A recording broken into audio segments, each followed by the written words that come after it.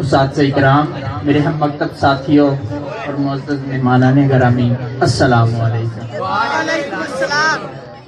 آج مجھے اس معزز محفل میں جس موضوع کو الفاظ کا خراج پیش کرنا ہے، اس کا عنوان ہے عظمت و شان مصطفیٰ صلی اللہ علیہ وسلم۔ نثار تیری چہل پہل پہ ہزاروں عیدیں ربیع الاول، نثار تیری چہل پہل پہ ہزاروں عیدیں ربیع الاول، سوائے ابلیس کے جہاں میں سبھی تو خوشیاں منا رہی ہیں۔ نعرہ رسالت، نعرہ رسالت، نعرہ حیدری۔ جب حضور صلی اللہ علیہ وآلہ وسلم کی ولادت ہوئی تو آپ ختنہ شدہ پیدا ہوئے۔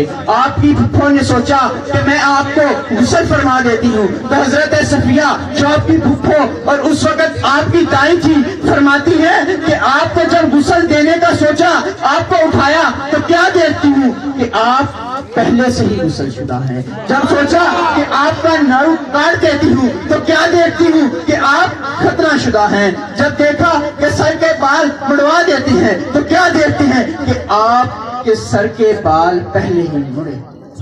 جناب والا، اس سے زیادہ شان حضور کی اور کیا بیان کروں کہ جب آپ پیدا ہوتے ہیں تو آپ کی والدہ ماجدہ فرماتی ہیں کہ میں نے کیسر و کسرا میں چلنے والے اونٹوں کا سایہ مدینہ میں دیکھا، اتنا نور تھا کہ آپ کے آنے سے آتش کدے بجھ گئے، وہ آگ جو 1000 سالوں سے جل رہی تھی وہ بجھ گئی، اور پادری پکار اٹھے کہ آج خدا کا آخری رسول آ گیا ہے۔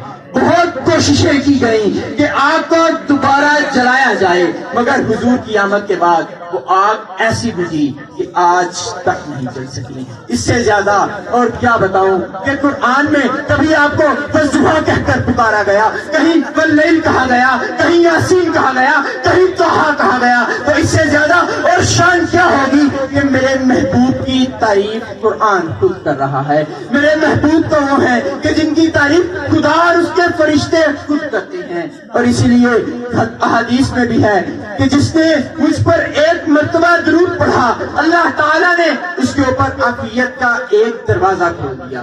یہ شان اور مقام میرے نبی کا ہے کہ جو آپ سے نسبت کر لیتا ہے تو ابو بکر ہوتا ہے تو آپ اسے صدیق بنا دیتے ہیں، عمر ہے تو آپ فاروق اعظم بنا دیتے ہیں، عثمان ہے تو غنی بنا دیتے ہیں، علی ہے تو حیدر کرار کرم اللہ تعالی وجہ کریم بنا دیتے ہیں۔